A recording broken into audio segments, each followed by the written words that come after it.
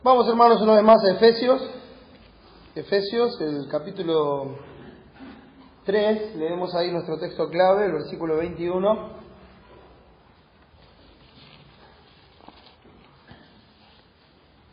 Dios quiera darnos hoy la gracia para poder verle, para poder contemplar su hermosura, disfrutar de Cristo, de su obra, de su persona, y así honrarle en lo que hacemos. Dice el versículo 21 del capítulo 3 de Efesios: a Él sea gloria en la Iglesia, en Cristo Jesús, por todas las edades, por los siglos de los siglos. Amén. Ese texto nos revelaba, y digo revelado porque ya lo hemos estudiado, ¿no? El propósito de la Iglesia, de dar la gloria a Dios, un poco relacionado con lo que estábamos cantando y también se compartió. Hemos sido comprados por precio, glorificar pues a Dios en nuestros cuerpos terrenales. Así dice el texto. Lo voy a buscar y lo compartimos. Dice: porque habéis sido comprados por... Empezando el 19. ¿O ignoráis que vuestro cuerpo es templo del Espíritu Santo, el cual está en vosotros, el cual tenéis de Dios, y que no sois vuestros? Porque habéis sido comprados por precio. Glorificad pues a Dios en vuestro cuerpo y en vuestro espíritu, los cuales son de Dios. Entonces, en nuestro cuerpo, en nuestro espíritu, desde la esencia de nuestro ser y con lo que somos, así como presentamos antes nuestros miembros para servir a la iniquidad, hoy tenemos que presentarlos para servir a la justicia. Con esa misma pasión, ese mismo fervor con el que lo presentábamos al pecado y el deleite pasajero de este mundo, con esa misma pasión y fervor debemos presentar nuestros miembros, nuestro cuerpo, todo lo que somos, para darle la gloria a Dios en este tiempo, porque a Él debe ser la gloria en la Iglesia, en Cristo Jesús, por todas las edades. Entonces, cuando lleguemos allí, a la presencia de nuestro Señor, estaremos glorificados, estaremos junto a Él, y así estaremos por toda la eternidad. Esta tarea es para este tiempo, hermanos. En Cristo nosotros ya hemos sido glorificados, como dice Romanos 8, pero en este tiempo nosotros tenemos el privilegio, la oportunidad de mostrar por nuestras vidas quién es nuestro Dios, quién es nuestro Señor, nuestro Salvador. Eso debería ser en nuestras vidas un deleite, debería ser algo gozoso, algo que no es una carga, sino algo que uno disfruta, poder con cada acto, con cada acción que realiza, con cada trabajo, estudio, lo que fuera, con cada una de estas cosas, poder mostrar quién es nuestro Padre Celestial y darle la gloria a Él. Y pensando en esto, en ese propósito, fuimos avanzando y llegamos al capítulo 5, donde somos llamados a ser imitadores de Dios, andando en amor y andando en luz. Así como Dios es amor, debemos imitarle andando en amor, y así como Dios es luz, también nosotros debemos andar en luz. Y esto nos lleva a una separación de todas aquellas prácticas pecaminosas por las cuales viene la ira de Dios. Todas aquellas prácticas pecaminosas por las cuales la ira de Dios vino sobre Cristo en la cruz del Calvario. O sea, nuestro pensamiento tiene que estar centrado en el Señor Jesucristo y ver su obra, ver lo que Él padeció en la cruz del Calvario. Cuando Él estuvo en la cruz del Calvario y nuestros pecados fueron puestos sobre Él, lo que eso trajo sobre Él fue la ira de Dios. Y por esa obra de Cristo, esa ira de Dios, hoy está alejada de nosotros. Pero no de aquellos que no confían en Cristo, que no creen en Cristo. Entonces la ira de Dios viene sobre los hijos de desobediencia. Y si nuestro pensamiento es centrado en Cristo y sabemos que esa ira fue sobre Él en la cruz del Calvario y que Él tuvo que dar su vida para pagar el precio de nuestra salvación, entonces el pensamiento tiene que ser: ¿cómo puedo yo volver a andar en esto? ¿Cómo puedo andar de esta manera? ¿O cómo puedo vivir sin tener en cuenta a mi Señor, sin tener en cuenta su palabra, sin tener en cuenta su voluntad? Él pagó el precio ya. Y eso debería ser un motivo de gozo en nuestro pensar, en nuestro sentir, y llevarnos a vivir en su voluntad, haciendo lo que a Él le agrada, alejados de todas esas prácticas pecaminosas, cosas que a los santos, como dice el texto, no les conviene, ni aún en sus conversaciones, no edifican ni santifican. Entonces son cosas que no convienen a santos, son cosas que el Señor dice no son convenientes para nuestra vida en Cristo, no son convenientes para nuestra santificación, porque la voluntad de Dios es nuestra santificación. Entonces no son convenientes, no ayudan, no edifican, no me llevan a ser más como Cristo. Entonces tenemos que alejarnos de esas cosas. El carácter de Cristo debe aflorar en nosotros, conduciéndonos con bondad, con justicia y con verdad. O sea, debe aflorar, tiene que ser un fruto de la presencia del Espíritu de Dios morando en nosotros. Entonces, por su presencia morando en nosotros, por su influencia en nuestro pensamiento, en nuestro corazón, porque Él está en nosotros y se opone a nuestra carne, eso tiene que producir en nosotros, lo que dice el versículo 9 del capítulo 5, la bondad, la justicia y la verdad. Y la forma que nos dice el mismo pasaje de andar en luz es comprobando en todo lo que hacemos lo que es agradable al Señor. Leamos de vuelta esos versículos 8 al 10, que dicen así: porque en otro tiempo erais tinieblas, mas ahora sois luz en el Señor. Andad como hijos de luz. Porque el fruto del Espíritu es en toda bondad, justicia y verdad, comprobando lo que es agradable al Señor. Comprobando lo que es agradable al Señor. Vamos a seguir viendo que los integrantes de la iglesia son santos y vamos a pedir a Dios que nos ayude a hacer luz en medio de un mundo en tinieblas. Oremos. Nuestro buen Dios y Señor, te damos muchas gracias, Padre, por el amor que nos has mostrado claramente en Cristo cuando no éramos merecedores de Él. Y, Señor, en tu gracia nos has salvado, nos has traído a ti, nos has hecho tus hijos, nos has limpiado de todo pecado y de toda maldad, nos has sentado en los lugares celestiales juntamente con Cristo, nos has dado esperanza, vida eterna por medio de conocerte a ti y a Jesucristo, a quien has enviado. Señor, estamos muy agradecidos y queremos rogar tu ayuda, Padre. Te necesitamos para no solamente gozarnos en esta verdad, sino poder vivirla, Señor. Poder anunciar cada día tus virtudes, poder caminar el tiempo de nuestra peregrinación en temor, Señor, y haciendo aquellas cosas que son dignas de que sea llamado nuestro Padre. Te rogamos, Señor, que nos ayudes a conducirnos de esta forma, a vivir así y así poder ser luz en medio de un mundo que está en tinieblas. Ayúdanos, Señor, a llevar la luz más allá de nosotros, a predicar el Evangelio, no solamente con palabras, sino también con vidas, vidas gozosas que respalden la obra de Cristo. Gracias, Señor, por todo lo que has hecho por nosotros. Ayúdanos a ser dignos. Te pido, Señor, que me ayudes en este tiempo a compartir fielmente el texto, Señor, la esencia de tu mensaje, para que pueda ser edificada tu iglesia y también aquellos que no te conocen sean llamados al arrepentimiento y a la fe en Cristo. Gracias, Señor, por todo. En el nombre de Jesús. Amén. Amén.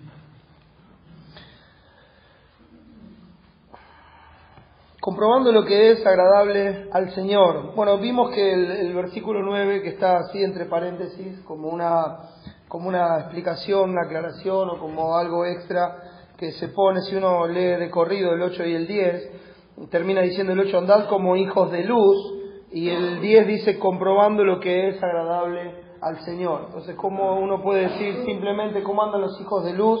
Bueno, la característica de los hijos de luz, una característica que no puede faltar en los hijos de luz, es que ellos andan, o sea, viven su estilo de vida, está totalmente relacionado con el hecho de que comprueban en cada momento lo que es agradable al Señor, no lo que les parece mejor a ellos, no lo que les gustaría o cuál es su preferencia, sino que comprueban lo que es agradable al Señor. Esa es la característica.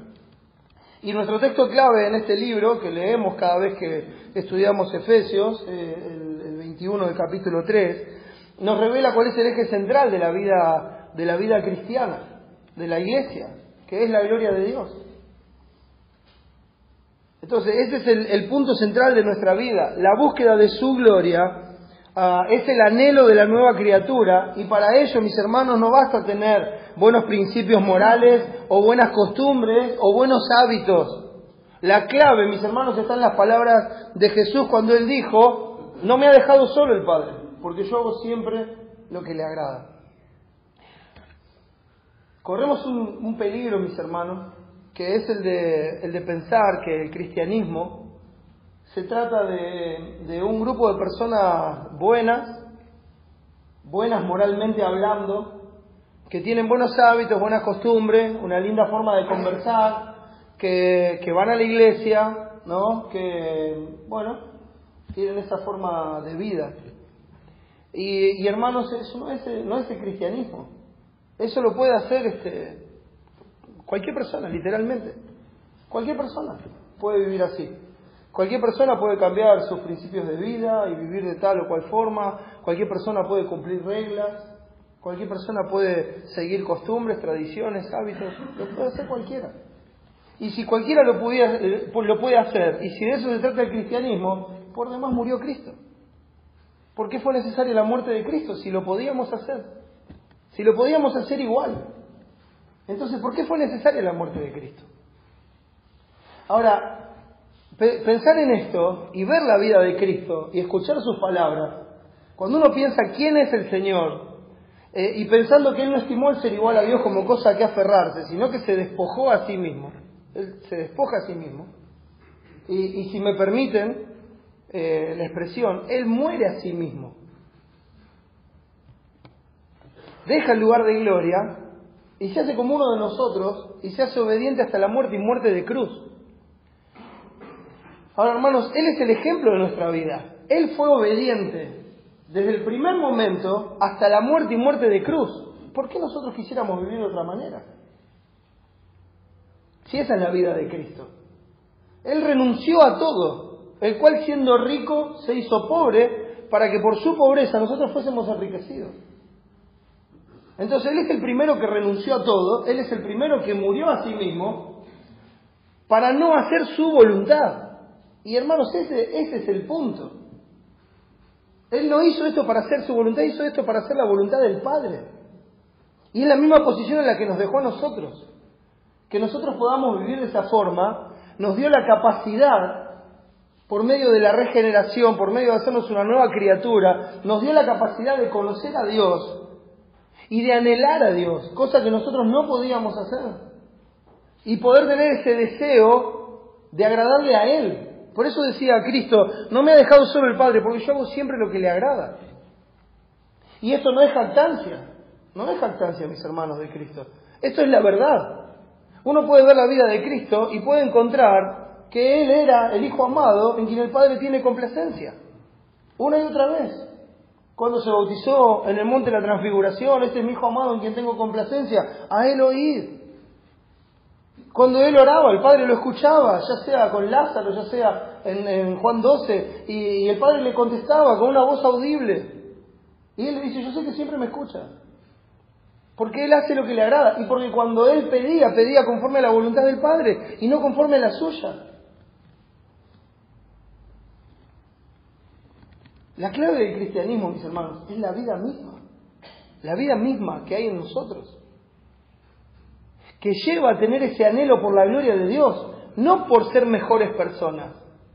Ser mejores personas, ser mejores moralmente hablando, etcétera, etcétera, termina siendo el resultado de ese anhelo, termina siendo el fruto de ese anhelo. No es nunca al revés. Uno no se viste y después se baña, mis hermanos. Uno se baña y después se viste. Las cosas no son al revés. Y si nosotros nos empezamos a poner buena ropa sin habernos bañado primero, las cosas van a seguir estando mal. Entonces es al revés. Uno se viste como escogido de Dios. ¿Por qué? Porque el anhelo es glorificar a Dios. Entonces se despoja de esa ropa que a Dios no le agrada para ponerse la ropa que a Dios le agrada. Porque el anhelo del corazón de la nueva criatura es glorificar a Dios. No llevar una buena vida. No hacer las cosas bien para que tal o cual Dios me bendiga y prospere mi camino. No, hermano. Si uno piensa así, entonces no está pensando en Cristo. Si uno busca prosperidad a través de andar bien, no está pensando en Cristo. Porque cuando pensamos en el Señor Jesucristo, no estamos pensando en alguien que fue exitoso, entre comillas, en términos de este mundo. No estamos pensando en alguien que fue prosperado en lo que emprendió, en términos de este mundo. Estamos pensando en alguien que un día dejó todo para servir totalmente al Señor y terminó muerto en una cruz, porque era la voluntad del Padre. ¿Qué se llevó? Nada. No tenía dónde recostar la cabeza. ¿Y qué se llevó? Nada. Entonces nosotros lo consideraríamos, humanamente hablando, un fracasado. Sin embargo, él hacía siempre lo que le agradaba al Padre. No le importaba las consecuencias que iba a sufrir en este mundo por hacer lo que le agradaba al Padre. No estaba preocupado por lo que iban a pensar los demás. No estaba preocupado por lo que iban a decir de él. Imagínense, el Señor Jesucristo siempre hizo las cosas bien. Nunca ofendió a nadie. Nunca hubo maldad ni hubo engaño en su boca. No hizo maldad ni hubo engaño en su boca. Ayudó a más personas de las que nosotros podemos contar o que se pueden escribir. Y sin embargo, hablaron mal de él igual. Y eso no lo detuvo. No dijo, Señor, ¿qué pasa? Mirá, yo estoy haciendo las cosas como a vos te gusta y al fin y al cabo, mirá lo mal que me tratan, yo no quiero seguir así. No pasó nunca eso, mis hermanos. No pasó nunca. No me ha dejado solo el Padre, porque yo hago siempre lo que le agrada. ¿Cómo sabía esto Jesús? ¿Cómo sabía que él estaba haciendo lo que le agrada? Porque él constantemente estaba comprobando con la palabra lo que era agradable al Señor. Por eso le dice, no mi voluntad, sino la tuya. Y él sabía cuál era la voluntad del Padre, porque venía anunciándole a sus discípulos, como también estamos viendo los jueves, venía anunciándole a sus discípulos lo que era necesario que el Hijo del Hombre padeciera. O sea, no era una novedad para él, no es que llegó al huerto de Getsemaní y se enteró que tenía que ir a la cruz. Él sabía cómo eran las cosas de antemano, y cuando llegó al huerto de Getsemaní, en ese momento de mayor debilidad, humanamente hablando, en ese momento de tentación, él comprobó lo que era la voluntad del Señor. No mi voluntad, sino la tuya. No lo que yo quiero, sino lo que tú. No lo que a mí me gustaría que fuera, sino lo que tú has determinado desde la eternidad y por la eternidad, para que sea, para la gloria de tu nombre. Entonces él comprobaba lo que era la voluntad del Señor. No tomó nunca el Señor Jesucristo una decisión sin la aprobación del Padre. Nunca. Y ese es nuestro ejemplo, mis hermanos. Eso es lo que somos llamados a mirar, a copiar, a imitar. Esa actitud de corazón, de decir, yo tendría que estar muerto, tendría que estar en el infierno clamando por una gota de agua. Si tengo vida y tengo esperanza, es porque Cristo murió en mi lugar. Mi vida no es mía, es de Él. Yo no tenía vida, Él me la dio, y me la dio para que sea de Él. Entonces su amor me constriñe a vivir por aquel que vivió, murió y resucitó por mí. Por amor a Cristo. Es el amor a Cristo lo que nos tiene que llevar a vivir por Él.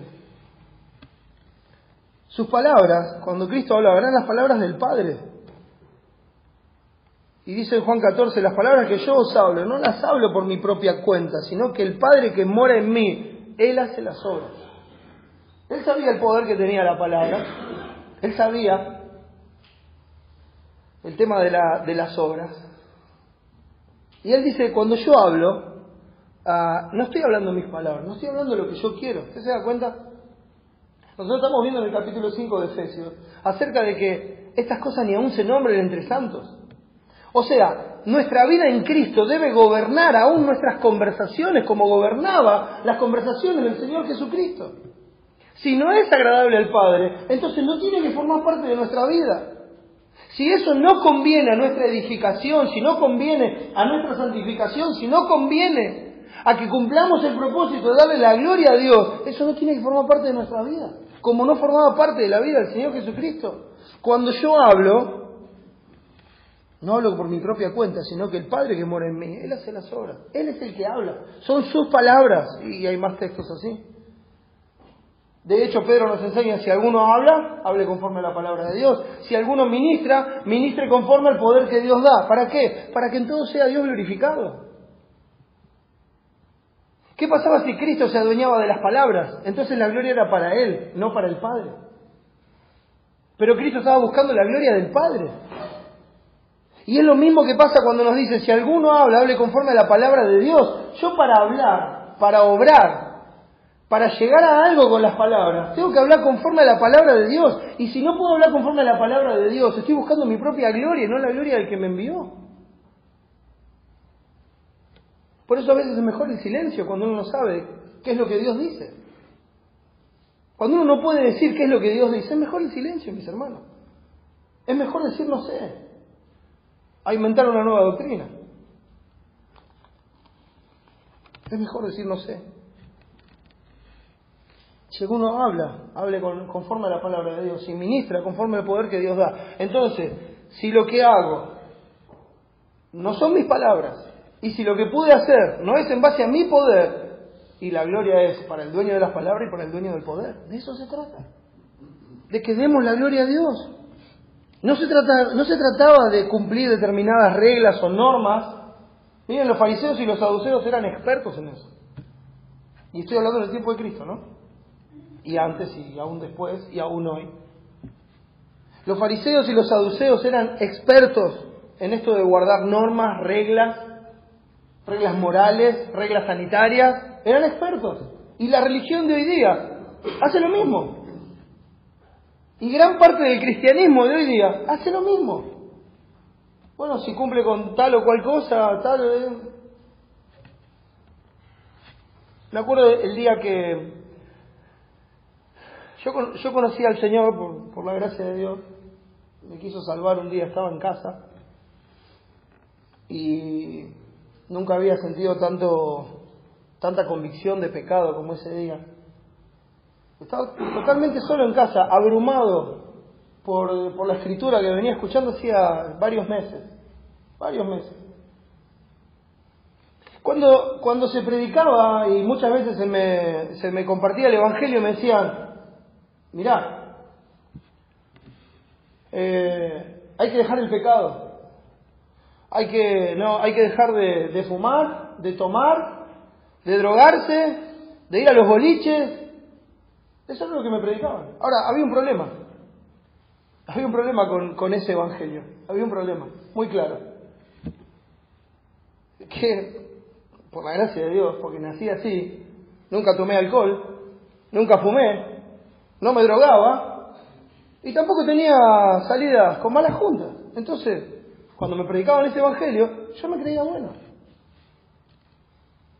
Decía, espera, vos me estás diciendo que yo dejé esto, sí, pero aparte tenés que dejar, porque claro, mira, yo no hago esto, ni esto, ni esto. Bueno, entonces a ver, ¿qué más puede ser? Aparte tenés que dejar esto, y vos qué haces de tal día a tal hora, tal cosa. No, vos tenés que dejar eso para... ¿Qué es eso? Eso no es el evangelio, mis hermanos. Había conferencias de jóvenes, las conferencias de jóvenes estaban basadas en no fumar, no tomar, no drogarse. Yo digo, eso no es el evangelio. No le estamos proponiendo a alguien que viva según nuestras reglas, o que cumpla determinadas reglas para hacer tal cosa. Entonces un día el Señor me convence de pecado, y me acuerdo ese momento diciéndole al Señor, Señor, si me condenás, está bien. Ahora, si me querés salvar, salvame. No sabía mucho más que eso. No sabía mucho más. La única conciencia que tenía era que estaba condenado. Y la única conciencia que el Señor me dio es, si me querés salvar, salvame. No está en mí, está en vos. Y me acuerdo cuando lo conté, lo fui a contar en la iglesia. Esto fue un martes, los jueves había reunión. Lo fui a contar en la iglesia. Y me dijeron que en realidad no había recibido a Cristo porque nadie me había guiado. Entonces esperé a que terminara la predicación, la invitación. Cuando vino la invitación, yo no me acuerdo ni qué se habló ese día porque no estaba ahí. Estaba esperando que termine. Y cuando hacen la invitación, yo apenas empezó a sonar la musiquita del piano, levanté la mano y apenas dijeron, bueno, vengan al frente, pasé al frente y me llevaron atrás. Y conté cómo había conocido al Señor y con una sonrisa me dijeron, sí, pero no es así. Vos para conocer al Señor tenés que repetir esta oración. Entonces me dice, ¿querés orar? ¿Te animás? Sí, yo me animo a orar solo. Bueno, entonces yo oré y en la oración dije, Señor, salvame, por favor, salvame. Te lo pido en el nombre de Jesús. Entonces terminé y lo miro y me dice, bueno, pero no es así, mirá, te voy a enseñar cómo tenés que orar. Entonces ahora repetí mis palabras. Entonces tuve que volver a orar y repito las palabras que me dijeron, y cuando termino de repetir esas palabras, entonces me levanto la cabeza y me dicen, ahora sos un hijo de Dios. ¿Qué es eso? Yo en ese momento estaba re contento porque no sabía nada. El Señor en su gracia me mostró que Él me salvó aquel día en casa, cuando me quebrantó y cambió mi vida para siempre. Cuando me dio la conciencia de que Él era Dios y de que Él estaba acá todo el tiempo. Ese día cambió. No fui perfecto. Cometí muchos errores. Y los sigo cometiendo. Pero Dios cambió mi vida para siempre. Me dio la conciencia de que Él está ahí.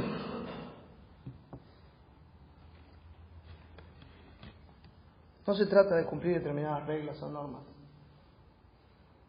Apenas terminamos, me dieron un librito, me llenaron una tarjeta y me dicen, bueno, ahora si querés ser un buen cristiano, lo que tenés que hacer es leer la Biblia, orar, venir a la iglesia y dar el diezmo. Te tenés que cortar el pelo, porque yo usaba el pelo largo, te tenés que cortar el pelo, que para que esté bien tiene que estar más o menos un dedo arriba del cuello de la camisa, no vengas más en remera, tenés que venir en camisa. Creo que algunos saben de qué estoy hablando, ¿verdad? Porque lo hemos vivido.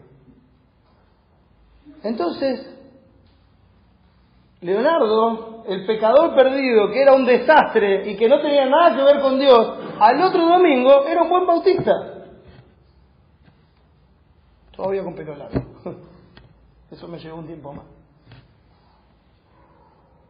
¿Por qué? Porque ahora cumple con las reglas. Mis hermanos, eso no es el cristianismo. Eso no es el cristianismo. Si no, todos seríamos fariseos, saduceos. Es increíble, los fariseos y los saduceos tenían algunas diferencias no esenciales en doctrina. Unos creían que había resurrección, otros no. Unos creían que había ángeles, otros no. Unos creían en los milagros, otros no.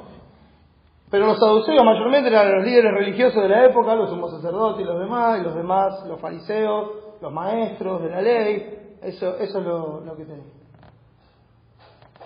Y tenían esas pequeñas diferencias, pero cuando se unieron, no les importaban esas pequeñas diferencias, porque se unieron para terminar con la amenaza a su servicio religioso, que era Cristo. Se olvidaron de las diferencias para unirse contra el ungido de Dios. Reglas, métodos, formas que no tienen que ver con el cristianismo. La esencia de la vida de Cristo era buscar la gloria del Padre. Esa es la esencia de la vida de Cristo, buscar la gloria del Padre. Dijo Jesús, mi doctrina, y esto es interesante, cada vez que Jesús habla de la doctrina, habla en singular. ¿Sí? Les animo a que después lo busquen en la Escritura. Cada vez que Jesús habla de la doctrina, cada vez que los apóstoles hablan de la doctrina, hablan de la doctrina, nunca hablan de las doctrinas. ¿Sí? La doctrina, una sola doctrina. La Biblia tiene una sola enseñanza, mis hermanos, una sola. Hay un solo evangelio, no es las doctrinas. Pero bueno, una aclaración. Jesús dijo, mi doctrina no es mía, sino de aquel que me envió. El que quiera hacer la voluntad de Dios, conocerá si la doctrina es de Dios o si yo hablo por mi propia cuenta.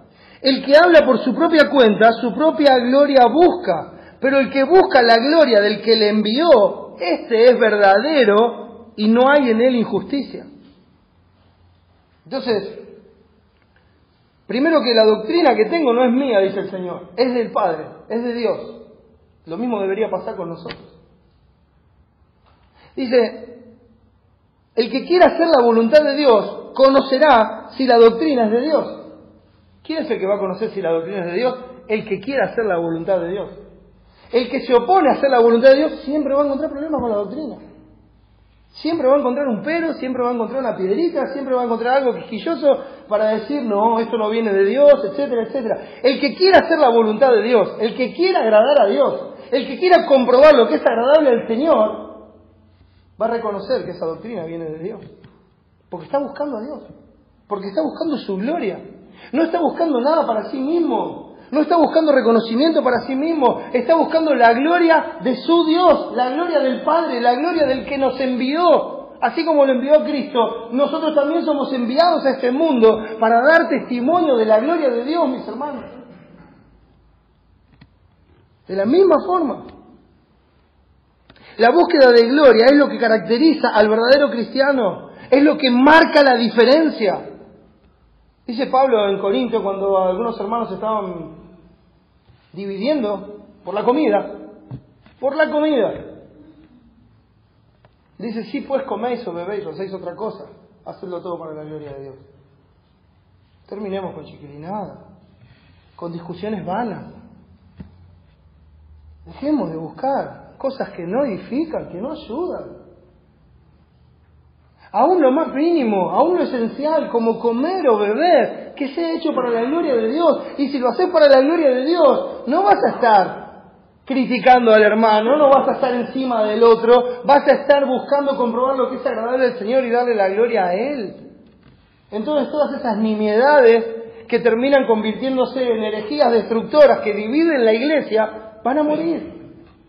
Cuando cada uno esté buscando la gloria de Dios, hasta en lo más pequeño de su vida, como comer o beber. Todo eso debe ser hecho para la gloria de Dios. Todo debe ser hecho para su gloria. Todo. Ahora, hemos explicado esto en otra oportunidad, pero ¿qué es darle la gloria a Dios? A veces tenemos la idea de que la gloria de Dios es una luz brillante, ¿no? Y que está allá atrás de los cielos y que nunca la vimos. Y esa es toda la gloria de Dios. Cuando Dios habla de su gloria, está hablando de lo que Él es, está hablando de su carácter, de sus atributos, de todo lo que Él es como persona.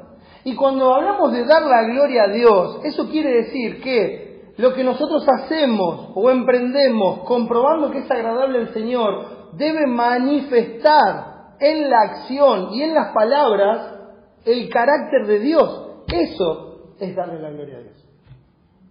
Eso es darle la gloria a Dios. En forma práctica, real. No. Que uno hace lo que sea, cualquier cosa y dice, pero para la gloria de Dios, ¿eh?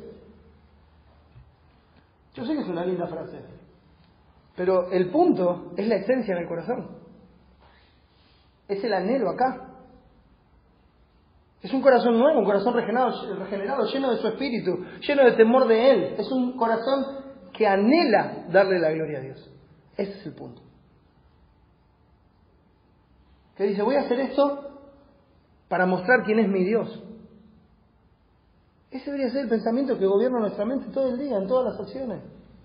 Voy a hacer esto para mostrar quién es mi Dios. Voy a hacer esto para mostrar el amor de mi Dios, la misericordia de mi Dios. Voy a hacer esto para mostrar la compasión de mi Dios. Voy a hacer esto para mostrar la justicia de mi Dios. Voy a hacer esto para mostrar la verdad de mi Dios. Voy a hacer esto para darle la gloria a Dios. Entonces, cuando uno está en esa búsqueda, con ese anhelo, para darlo a conocer, para revelar su persona, para anunciar sus virtudes, ese es el anhelo de nuestro corazón, hermano. Esa es una pregunta que nos tenemos que hacer y es una pregunta que yo me hago a diario. De repente voy a hacer algo y digo, ¿y esto por qué lo estás haciendo? Me pregunto a mí mismo, ¿por qué estás haciendo esto? Lo estás haciendo hasta mecánicamente, cosas de todos los días, lo estás haciendo mecánicamente, te estás olvidando de Dios.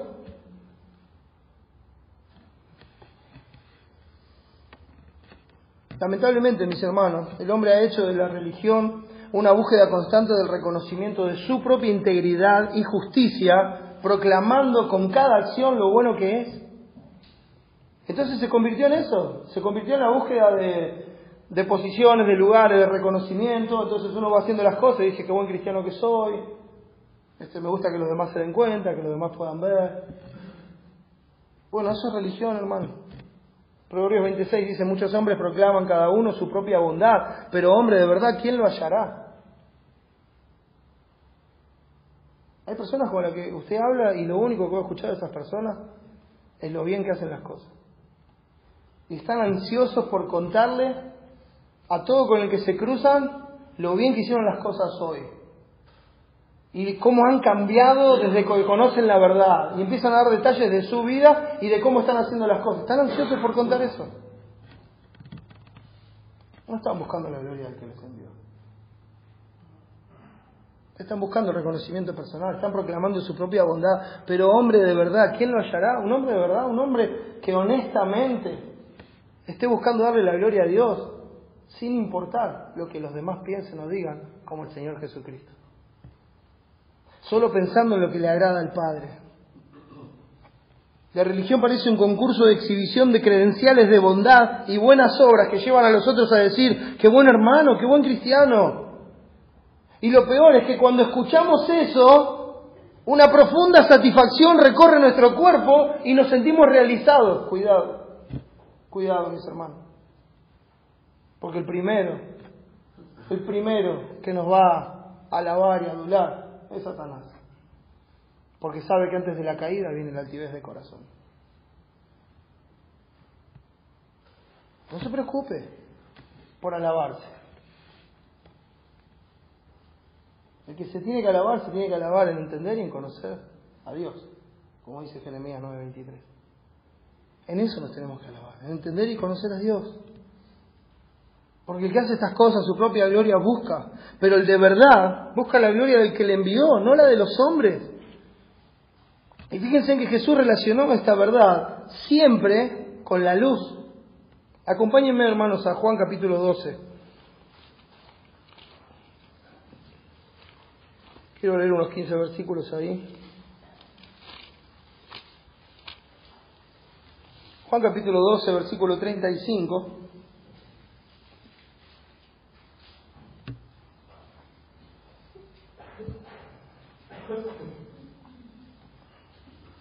Dice así: entonces Jesús les dijo, aún por un poco está la luz entre vosotros. Hablando de él mismo, ¿verdad? Andad entre tanto que tenéis luz, para que no os sorprendan las tinieblas, porque el que anda en tinieblas no sabe a dónde va. Entre tanto que tenéis la luz, creed en la luz, para que seáis hijos de luz. Entre tanto que tenéis la luz, creed en la luz, para que seáis hijos de luz. O sea, tampoco se puede ser hijo de luz sin creer. Sin creer que Él es esa luz. Sin creer en Cristo. Termina diciendo el versículo 36, estas cosas habló Jesús y se fue y se ocultó de ellos. Pero a pesar de que había hecho tantas señales delante de ellos, no creían en Él. No creían en Él, o sea, las palabras de Cristo no eran en vano, tenían un propósito. No creían en Él para que se cumpliese la palabra del profeta Isaías que dijo, Señor, ¿quién ha creído a nuestro anuncio? ¿Y a quién se ha revelado el brazo del Señor? Por esto no podían creer, porque también dijo Isaías, cegó los ojos de ellos y endureció su corazón para que no vean con los ojos y entiendan con el corazón y se conviertan y yo los sane. Isaías dijo esto cuando vio su gloria y habló acerca de Él, o sea, acerca de Cristo. Ahora dice, con todo esto que pasó, aún de los gobernantes, dice el texto, muchos creyeron en Él. Pero a causa de los fariseos no lo confesaban para no ser expulsados de la sinagoga. ¿Qué representaba ser expulsado de la sinagoga? Cuando uno era expulsado de la sinagoga perdía todos sus derechos civiles. Si tenía propiedades, las perdía. Si tenía familia, la perdía. Todo lo que era suyo, lo perdía. Su posición en la sinagoga, todo lo que pudiera tener, lo perdía. Perdía todo. O sea, de hecho, la misma familia y los mismos de la sinagoga no volvían a hablarle. Perdían absolutamente todo. A causa de los fariseos no lo confesaban para no ser expulsados de la sinagoga. Y fíjense cómo lo expresa el Señor, dice, porque amaban más la gloria de los hombres que la gloria de Dios. No creían realmente, no creían en Cristo. Creyeron en la misma manera como vimos la vez pasada en Juan capítulo 8, cuando Jesús le dijo a los que habían creído en Él, si quieren ser mis discípulos tienen que guardar mis palabras. Conoceréis la verdad y la verdad os hará libre. Nunca fuimos esclavos de nadie. Todo el que hace pecado es esclavo del pecado. Vosotros sois de vuestro padre el diablo. Y uno dice, un momento, acaba de decir la Escritura que habían creído en Él, y ahora Cristo le está diciendo que su padre es el diablo. ¿Cómo se entiende eso? ¿Cómo lo ordenamos? Porque una cosa es creer intelectualmente y otra cosa es creer para vida. Ese creer en Cristo lleva a la acción en Cristo. Por eso Jesús le dice, si ustedes son mis discípulos, seréis verdaderamente mis discípulos si guardan mis palabras, si hacen lo que yo digo, si hacen lo que yo mando, porque lo que yo digo y lo que yo mando no son mis palabras, son del Padre. O sea, si hacen la voluntad de Dios, van a permanecer. Si no, no. Si no, no. Y esto es lo que pasaba acá. Ellos amaban más la gloria de los hombres que la gloria de Dios. Amaban más lo que los hombres le podían dar, el reconocimiento que los hombres le podían dar, que el hecho de que Dios sea glorificado por medio de que ellos, renunciando a todo, se aferraran solamente a Cristo. Ese es el cuadro que tenemos en Juan capítulo 12, pero no termina ahí. Dice el versículo 44, Jesús clamó y dijo, el que cree en mí, no cree en mí, sino en el que me envió. Y el que me ve, ve al que me envió. Yo, la luz, he venido al mundo para que todo aquel que cree en mí no permanezca en tinieblas. ¿Ves? Si cree, sale de las tinieblas. El que cree en mí no permanece en tinieblas. No se queda en la comodidad, no se queda donde está. Sale de ahí y va a la luz. Deja de hacer lo que le agrada, lo que le conviene para sí mismo. Deja de buscar sus propios intereses. Sale de esa zona de confort, como el Señor despojándose de su gloria para venir a hacer la voluntad del Padre, como siendo rico haciéndose pobre. Pero ellos amaban más la gloria de los hombres y lo que el estatus social le podía dar que el hecho de que Dios sea glorificado por medio del cambio en su vida. Yo, la luz, he venido al mundo, ¿para qué? Para que todo aquel que cree en mí no permanezca en tinieblas.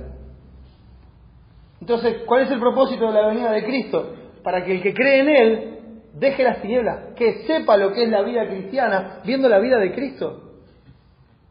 Ahí tenemos el ejemplo, ahí tenemos el delineamiento del Padre. Esta es mi voluntad, esto es lo que quiero que hagan, quiero que vivan como Cristo vivió.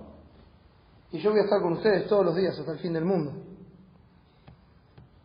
Al que oye mis palabras y no las guarda, yo no le juzgo. Y eso es algo que nosotros también tenemos que asimilar, mis hermanos. Nosotros no estamos para juzgar a nadie. Podemos animar, podemos decir a las personas, mirá, esto es bueno y agradable delante de Dios, mirá, te animo a que le des la gloria a Dios. Vos confesaste a Cristo, te animo a que le puedas dar la gloria a Dios, y podemos animarlo a que disfrute y aproveche los medios de gracia para poder crecer en la gracia y el conocimiento de Dios, poder ir madurando, ir siendo conformados a la imagen de Cristo. Todo eso podemos animar, pero no podemos juzgar. Ni siquiera Cristo lo hizo. Él dice, al que oye mis palabras y no las guarda, o sea, no las pone por obra, no las hace, no hace lo que digo, yo no le juzgo, porque no he venido a jugar al mundo, sino a salvar al mundo. Y este tiempo en el cual nosotros estamos en este mundo es para dar a conocer a Cristo, el Salvador del mundo. Es para dar a conocer el Evangelio, para que todo aquel que en Él cree no se pierda, mas tenga vida eterna, porque el Evangelio es poder de Dios para salvación a todo aquel que cree. Entonces este no es un tiempo en el cual nosotros estamos acá para juzgar a los que no obedecen, sino que estamos acá para anunciar las virtudes de aquel que nos llamó de las tinieblas a su luz admirable. Ahora no queda ahí. Dice, el que me rechace y no recibe mis palabras, tiene quien le juzgue. La palabra que he hablado, ellos le juzgarán en el día postrero. Mire, esto es muy interesante. Nosotros tenemos que vivir comprobando lo que es agradable al Señor. Nosotros tenemos en este tiempo que poner nuestra vida al lado de la palabra constantemente para ver lo que es agradable al Señor. Y si nosotros no lo hacemos en este tiempo, en el día final, si nosotros no hacemos esto en este tiempo, de comprobar nuestra vida a la luz de la palabra de Dios, en el día final va a ser Dios el que ponga nuestras vidas a la luz de su palabra, y entonces va a venir el juicio cuando nos demos cuenta que no cumplimos lo que Él dijo. Lo decíamos el jueves, la convicción que tenía el Señor y que debemos tener nosotros. A Dios no se le escapa a nadie. Nadie puede burlar al Señor y nadie puede escapar de sus manos. Entonces es cuestión de tiempo. Nosotros predicamos a Cristo y a este crucificado, porque eso representa la muerte a la vida vieja y la vida en la resurrección de Cristo. Pero no somos quienes para juzgar ni para condenar a nadie. No estamos acá para juzgar ni evaluar la salvación de nadie.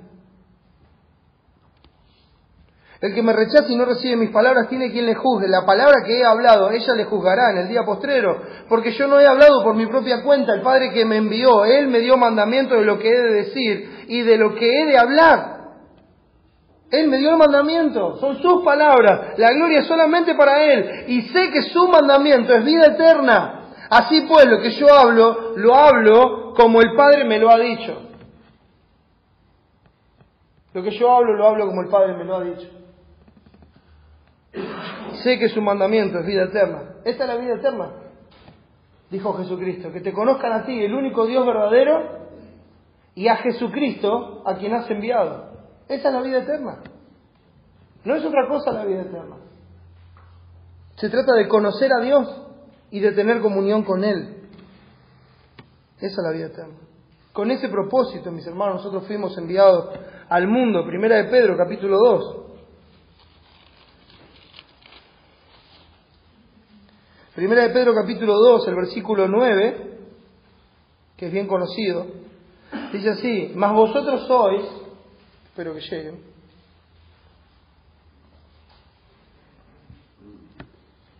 mas vosotros sois linaje escogido, real sacerdocio, nación santa, pueblo adquirido por Dios, para que anunciéis las virtudes de aquel que os llamó de las tinieblas a su luz admirable. Vosotros que en otro tiempo no erais pueblo, pero que ahora sois pueblo de Dios, que en otro tiempo no habíais alcanzado misericordia, pero ahora habéis alcanzado misericordia.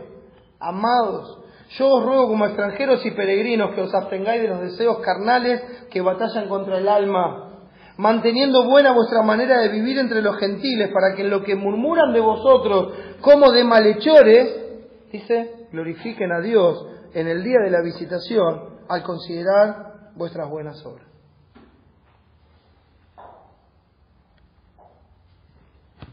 ¿Sabe qué me dice esto a mí? Nosotros debemos anunciar las virtudes, ¿no? Por eso enseguida dice: amados, yo os ruego como extranjeros y peregrinos que os abstengáis de los deseos carnales que batallan contra el alma. Se tienen que abstener de esas cosas. ¿Para qué? Para mantener buena vuestra manera de vivir entre los gentiles. ¿Para qué? Para que en lo que murmuran de vosotros como de malhechores, esa murmuración de crítica, de extrañeza de la forma de vivir de los cristianos, dice, glorifiquen a Dios en el día de la visitación. O sea, que tal vez nunca haya un reconocimiento en esta vida por las cosas que nosotros hacemos bien para Dios.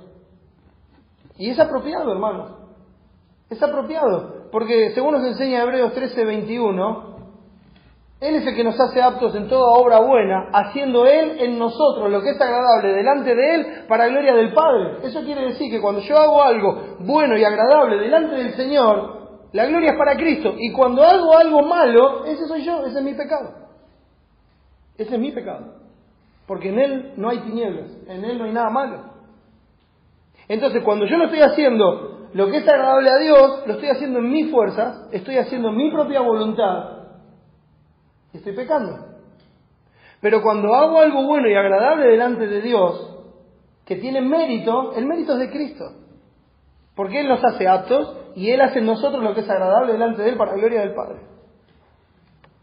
Entonces la gloria siempre es para Él. Por eso tal vez nunca haya un reconocimiento en esta vida, porque dice, glorifiquen a Dios en el día de la visitación. Este día de la visitación no es el día final, cuando Cristo venga y todo termine y vaya a jugar este mundo, y ese día se ha puesto en evidencia la verdad. Entonces ese día va a recibir Dios la gloria, porque se va a entender que lo que se hizo porque era agradable a Él y para su gloria. O también el día de la visitación puede ser cuando Dios salva a una de esas personas que hoy murmuran de nosotros como de malhechores, y cuando conocen al Señor se dan cuenta que no éramos malhechores, sino que estábamos viviendo para la gloria de Dios. tal vez ni siquiera nos entiendan por qué vivimos como vivimos. De hecho, en el capítulo 4 de Pedro, si usted lo mira, el versículo 4 dice, hablando de los que no conocen a Dios, dice: ¿a esto les parece cosa extraña que vosotros no corráis con ellos en el mismo desenfreno de disolución y os ultrajan? ¿Qué le pasa a este bicho raro? ¿Por qué vive así? ¿Por qué no hace estas cosas? ¿Por qué dejó todo esto? Etcétera, etcétera, etcétera. ¿Les parece cosa extraña? Dice: che, pero qué raros que son. Qué rara la forma que tienen de hacer las cosas. Qué raro las decisiones que toman, cómo se conducen. Qué raro que es esto. Bueno, es el desconocimiento de la verdad. Entonces, ¿les parece cosa extraña? Pero ellos, dice, darán cuenta al que está preparado para juzgar a los vivos y a los muertos. ¿Por qué? Porque Él no está juzgando ahora, pero la palabra que habló, ella es la que nos va a juzgar en aquel día final, en aquel día postrero. ¿Por qué? Porque así se va a comprobar que lo que hicimos no era agradable a Dios. Como nosotros también ahora debemos vivir comprobando lo que es agradable al Señor. Ellos mismos que critican hoy día, que ultrajan, doblarán sus rodillas en aquel día y confesarán que Jesucristo es el Señor para gloria del Padre. Ese día van a tener que reconocer. Y si el que no se quiere arrodillar, dice que quebrará sus rodillas con vara de hierro. Pero todos se van a postrar delante del Señor. Y van a reconocer que Jesucristo es el Señor para gloria de Dios Padre. Y tal vez recién allí, mis hermanos, lo vivido se reconozca como gloria de Dios. Pero lo que importa, mis hermanos, es que Dios sí sabe cuál es la intención de nuestro corazón. Eso es lo que realmente importa, no lo que digan los demás, no lo que piensen, sino lo que Dios piensa.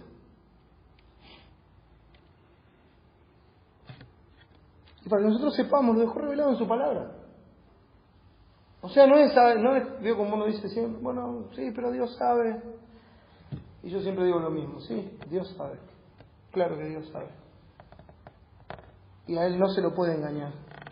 Porque en nuestro corazón debemos vivir comprobando lo que es agradable al Señor. En nuestra intimidad. No en lo exterior. Tenemos el anhelo de su gloria y no queremos dar un paso en falso. No queremos malgastar el tiempo. Anhelamos cumplir nuestro propósito. Anhelamos que todos sepan quién es nuestro Dios, quién es nuestro Señor, quién es nuestro Padre, quién es nuestro Salvador. Y nuestro corazón haya gracia y deleite en esta verdad. Y nada más lo satisface. Con esa verdad estamos satisfechos. Con Dios estamos satisfechos. Con Dios estamos completos. Con Cristo estamos completos. Esa verdad satisface nuestra alma. Satisface todas nuestras necesidades. Entonces no estamos buscando la gloria de los hombres ni el reconocimiento de los demás, ni ser mejores para nosotros mismos. No, estamos comprobando lo que es agradable al Señor. Estamos dando paso a paso, buscando darle la gloria, buscando que todos sepan que Él es nuestro Dios. El cristiano no hace las cosas para ser visto de los hombres, sino que comprueba lo que le agrada a su Señor y procede en toda bondad, justicia y verdad. Pero no lo hace por la verdad, por la justicia y por la verdad en sí misma. No es que el cristiano dice, tengo que hacer esto porque es bondadoso. No, el cristiano comprueba lo que es agradable al Señor. Y estas virtudes son el fruto de la búsqueda de que Él sea glorificado. Entonces, cuando nosotros estamos comprobando lo que es agradable al Señor y buscando que Él sea glorificado, ¿qué va a producir en nosotros? Va a producir bondad, va a producir justicia y va a producir verdad, honestidad. O sea, volvemos a lo del otro domingo, es un fruto natural. Es un fruto natural de que por estas ramas esté corriendo la savia de Jesucristo. Entonces es natural que dé fruto de bondad, de justicia y de verdad. El cristianismo, mis hermanos, no se trata de proponerse cumplir con determinadas cosas para ser bueno, justo y honesto, como fin, como realización, como si uno lograra esas cosas y alcanzara la realización de su vida. No, el cristianismo, la imitación de Cristo, ser sus discípulos, ser sus seguidores, andar en luz, de eso se trata. Se trata de vivir buscando en todo momento, en toda situación, su gloria, y para ello comprueba lo que es agradable a Él. Se ejercita en el discernimiento del bien y del mal a la luz de la palabra, y así es como madura, va madurando cada día. No se deja engañar por palabras vanas, sino que va siempre a la ley y al testimonio. No se deja controlar por sus emociones o sentimientos o su propia prudencia, sino que se fía de todo corazón de Dios y comprueba lo que le agrada a través de su palabra, que fue revelada para nosotros, para que podamos saber cuál es la voluntad del Señor. Examina cada situación con el propósito no de cumplir. No es que examina la situación porque tengo que cumplir con esto, con este procedimiento. No, hermano. Dígame, usted por ejemplo cuando se levanta a la mañana, ¿usted se propone respirar? Dice, bueno, hoy voy a respirar tantas veces en este día. No se lo propone. Es parte natural de su vida. Y así es como tiene que pasar en nosotros si Jesucristo está en nosotros. Nosotros tenemos que morir a nosotros mismos y quedar de lado para comprobar lo que es agradable al Señor, como Cristo dejando su trono de gloria y haciéndose como uno de nosotros. De la misma manera. Examinamos cada situación no para cumplir, sino con el cuidado amoroso y agradecido por deberle todo a Él y desear con todo el ser que solamente Dios sea glorificado. Por eso lo hacemos, porque le amamos, porque Él nos amó primero. Le amamos. Es amor, hermano. Es el amor que Él derramó en nuestros corazones. Me gusta porque Jesús siempre es simple, es práctico. Dice, si me amáis, guardad mis mandamientos. Este es el amor a Dios, que guardéis sus mandamientos. Y sus mandamientos no son gravosos, no son pesados, es un deleite. Es un deleite. Es un deleite disfrutar de todo lo que Dios nos ha dado. No es una carga, no es un peso, no es algo que me molesta, no es algo que digo, tengo que hacer esto. No, es un deleite. Porque le amamos. Y queremos pasar tiempo con la persona que amamos. Y esa persona es nuestro Dios, es nuestro Salvador, es aquel que dio su vida por nosotros. Le amamos. Y la prueba de ese amor es que queremos serle agradable todo el tiempo. Así que, hermanos, os ruego por las misericordias de Dios que presentéis vuestros cuerpos en sacrificio vivo, muerto a sí mismo, santo, o sea, apartado para Dios, agradable a Dios, o sea, según lo que a Dios le agrada, que es vuestro culto racional, que es lógico por la misericordia que Él mostró para con nosotros. Es lógico que nosotros dediquemos nuestra vida a que sea un culto constante a nuestro Salvador. Y no os conforméis a este siglo, no tomen la forma de este mundo, sino transformados por medio de la renovación de vuestro entendimiento. Saquen el modo de pensar viejo para poner la palabra en su lugar y lleven los pensamientos cautivos a la obediencia a Cristo, transformados por medio de la renovación de vuestro entendimiento. ¿Para qué? Para que comprobéis cuál sea la buena voluntad de Dios, agradable y perfecta. ¿Para qué comprobéis? O como dice Efesios 5:10, comprobando lo que es agradable al Señor. En los dos pasajes, la palabra para comprobar es el griego dokimazo. Dokimazo. Es la misma palabra, es la misma búsqueda. En Romanos Pablo lo dice, inspirado por Dios, como el hecho de poder saber cuál es la voluntad de Dios. Y nos da las características, dice que la voluntad de Dios es buena, es agradable y es perfecta. Siempre es buena porque nos va a llevar al bienestar espiritual. Siempre nos va a llevar a lo bueno, a todo lo que hace bien para nuestra alma. Es agradable porque siempre es agradable al Señor cuando hacemos su voluntad. Y es perfecta porque la voluntad de Dios nunca contradice la voluntad de Dios. Yo no puedo decir que estoy haciendo algo que es la voluntad de Dios y al mismo tiempo eso me lleva a dejar de hacer la voluntad de Dios. Porque entonces dejaría de ser perfecto. La voluntad de Dios hace que todo esté armoniosamente ordenado en nuestras vidas, en la medida que nosotros vamos comprobando cuál es su voluntad y vamos comprobando lo que es agradable. Eso quiere decir que nos va a llevar a una administración del tiempo para la gloria de Dios. Ordenando el tiempo como Dios quiere y no como a mí me conviene. tomando decisiones agradables a Dios y no las que a mí me convienen. Misma palabra. Significa examinar toda situación con el fin de decidir, someter a prueba con la expectación de aprobar, o sea, de que es así. Se usaba para la prueba de los metales, para ver los metales preciosos si eran de la calidad que tenía que ser, y esos metales se probaban con distintos ácidos para ver que no fueran falsos. O sea, es un proceso. Comprobar la voluntad del Señor, comprobar lo que es agradable a Él, es un proceso. Es algo en lo que uno tiene que trabajar.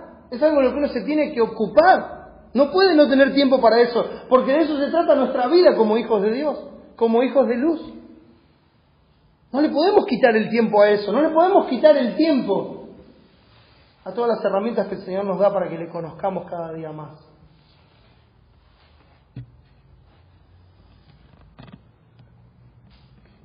¿Qué hago entonces? Observo la situación y compruebo, o sea, examino a la luz de la palabra, a la luz de la Escritura, lo que Dios quiere que haga, y así, obedeciéndole, exhibo su carácter y manifiesto su gloria. Como Cristo.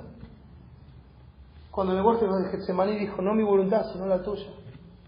Padre, si es posible, pasa de mí esta copa, pero no lo que quiero, sino lo que tú.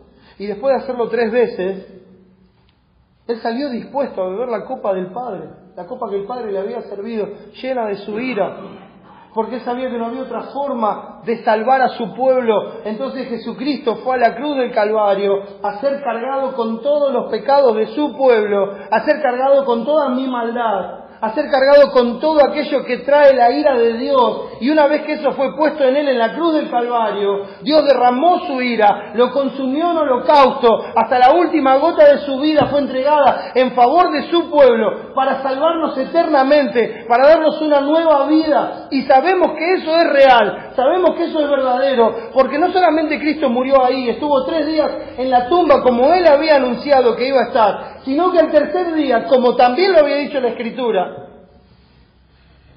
Él se levantó de los muertos. Él resucitó, venció a la muerte y había vencido al pecado y a Satanás en la cruz del Calvario. Y luego de eso ascendió y se sentó a la diestra del Padre, en el trono de la majestad en las alturas, con el poder para salvar a todos los que por medio de Él se acercan a Dios. Porque Él ya llevó el castigo de nuestra maldad, el castigo de nuestra paz. Por su obra, los que creen en Cristo pueden ser reconciliados con Dios. Por su obra, los que creen en Cristo hoy pueden comprobar cuál es la voluntad de Dios, qué es lo que es agradable a Dios, mis hermanos. No es algo místico, no es algo etéreo, mis hermanos, es algo comprobable. Es algo verdadero, es algo real, es algo que nosotros podemos palpar, es algo que podemos mostrar, es algo que podemos decir, esto es lo que a Dios le agrada, y te lo puedo explicar y te lo explico con gozo. ¿Por qué te lo explico con gozo? Porque le estoy dando la gloria a mi Salvador, a mi Señor. Como Jesús yendo a la cruz,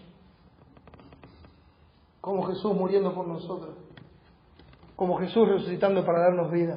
Él estaba dando la gloria al Padre, porque Dios lo envió para que nos salve. Y Él comprobó su voluntad e hizo lo que tenía que hacer para que Dios sea glorificado. Por eso, hermano, como dice nuestro texto, el versículo 10 del capítulo 5, nosotros debemos vivir comprobando lo que es agradable al Señor. Porque los integrantes de la iglesia son santos, están totalmente apartados para su Señor y Salvador. Vamos a orar. Padre, gracias por tu amor y misericordia. Gracias por tu obra eterna.